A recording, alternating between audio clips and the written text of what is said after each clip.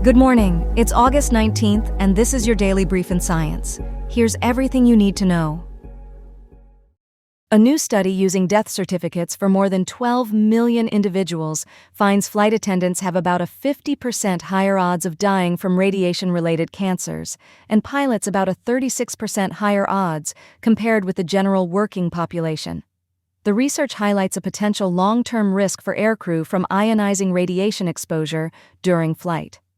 The FAA acknowledges crew exposure but currently has no federal dose limits or mandatory monitoring, revealing a regulatory gap in protecting aircrew. Limitations include unknown individual exposure levels, possible misclassification of occupations on death records, and the inability to account for disrupted circadian rhythms as a contributing factor. Outside experts say safety protections for aircrew should be strengthened, including ongoing monitoring, dose limits, and routine health checks. The study's authors, led by Dr. Vishal Patel, emphasize the need for measurement and management of exposure, a stance echoed by independent radiation experts. They stress that the findings should prompt improved protections for aircrew rather than alarm for passengers who experience much smaller short-term exposures. The study is observational and cannot prove causation. Without measured doses, they cannot confirm that greater exposure equals higher risk, and there may be confounding factors beyond lifestyle. The overall message is that aircrew deserve stronger occupational radiation protections and ongoing monitoring rather than changes to passengers' travel behavior.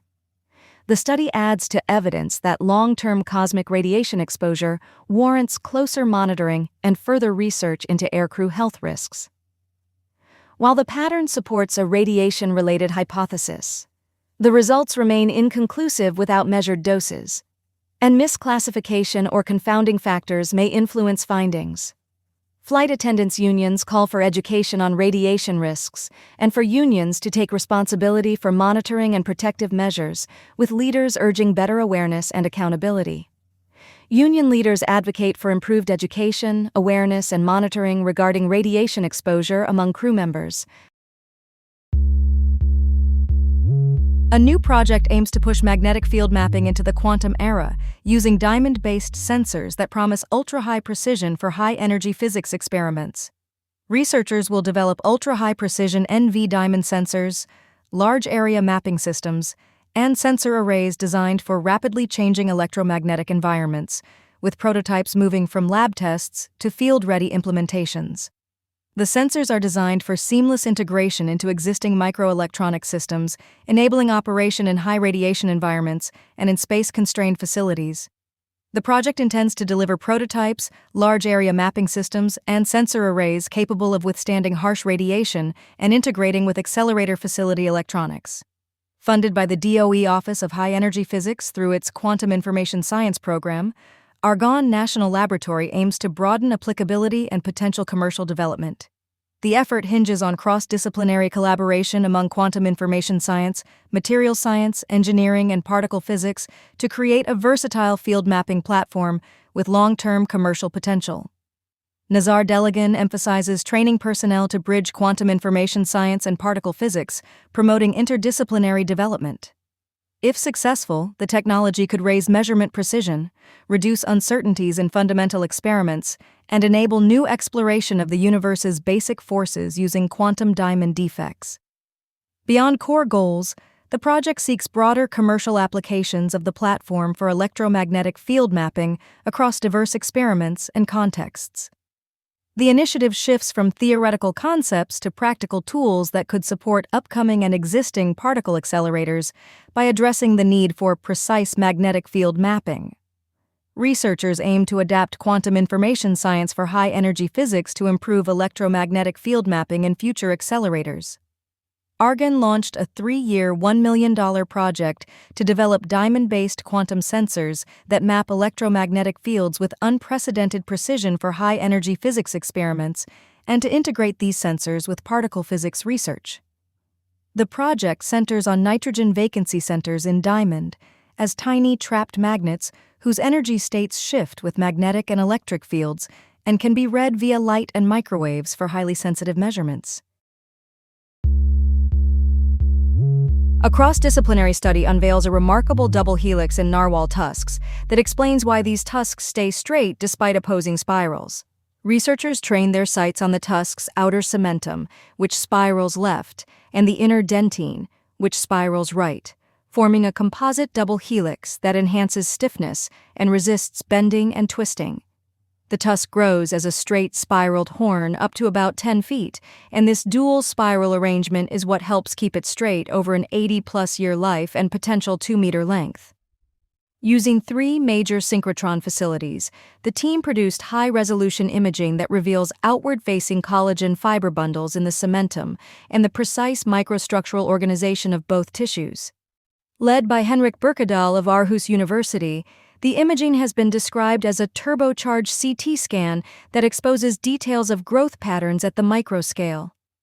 The study, published in Nature Communications in year 2026, DOI 10.1038/S41467-026-75689-Z, shows how a complex interplay of biomineralization and physics yields a straight, durable tusk. Beyond biology, the findings offer insights for designing new composite materials for construction and medicine, illustrating how natural materials achieve stiffness and resilience. Future work will probe the tusk's origin chamber in the skull to understand growth and explore banded mineral variations as records of life history and environmental conditions. The research also notes known tusk functions such as sensing water temperature and salinity, sexual selection, and prey handling, while clarifying the micro to macro structural organization behind its growth. A multi-institutional effort led by Aarhus University demonstrates how narwhal tusks can grow over decades through the interaction of physical principles and biomineralization.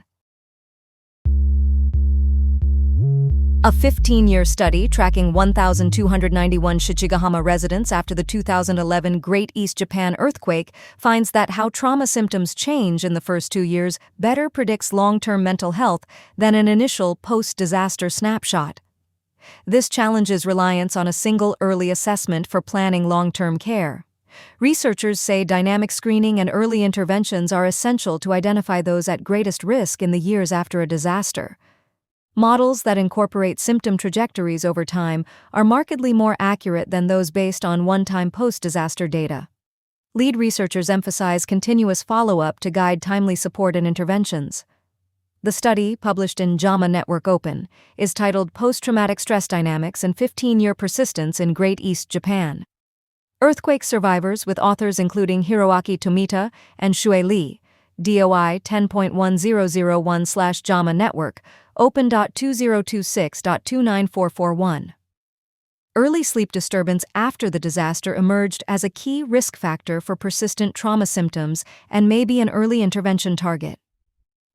Over 15 years, researchers identified 5 trajectories of post-traumatic stress, with 14.7% of participants continuing to show clinically significant symptoms. Future work aims to develop screening tools and interventions based on symptom dynamics and to explore biological and social factors driving worsening trajectories to strengthen community mental health support after future disasters.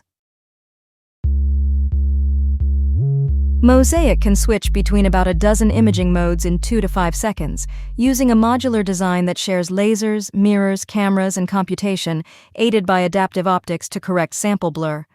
This setup minimizes blur from living tissue and supports high-throughput data collection across multiple imaging modalities. The system's adaptive optics and modular switching enable rapid, multifaceted observation without sacrificing image clarity. Berkeley Lab and collaborators say the current bottleneck is not data capture but turning dense, high-dimensional observations into biological understanding, leveraging computing, AI, and automated instrumentation. Mosaic can generate up to 4 terabytes of data per hour, highlighting a data processing gap addressed by high-performance computing and the PetaKit 5D toolkit for real-time processing. The platform has supported experiments tracking single molecules in living cells, mapping neural architecture in Alzheimer's patient brain tissue, and imaging neural activity in live mice with improved calcium event detection via adaptive optics. Demonstrated applications include tracking single molecules in cells, organelle dynamics in zebrafish embryos, mapping neural architecture in expanded human brain tissue, and functional imaging of neural activity in live mice. A related VIPS study used mosaic tools to image 2 adult mouse olfactory bulbs at nanoscale, generating roughly a petabyte of data in about 2 weeks, underscoring processing bottlenecks. The VIPS work points to analytics needs when handling nanoscale, large-volume datasets. Looking ahead, the consortium envisions AI-driven capabilities, including vision language models that reason over biology to guide experiments and the potential for autonomous, self-driving biological laboratories. Mosaic builds on Betzig's adaptive optical lattice light sheet foundation, but scales for broader community use, with a compact footprint and IKEA-style assembly guidance. Berkeley Lab contributed the Pedikit 5D software toolkit and used the Perlmutter supercomputer at NERSC to process and visualize massive datasets, addressing the data bottleneck. The project is supported by Berkeley Lab's LDRD award and utilizes the NERSC Perlmutter supercomputer for data processing and visualization. This has been your daily brief in science. To read more about these stories, follow the links in the episode bio. You can also subscribe to these updates via email at www.brief.news. For more daily podcasts about the topics you love, visit brief.news/podcasts. Tune in tomorrow. We'll be back with everything you need to know.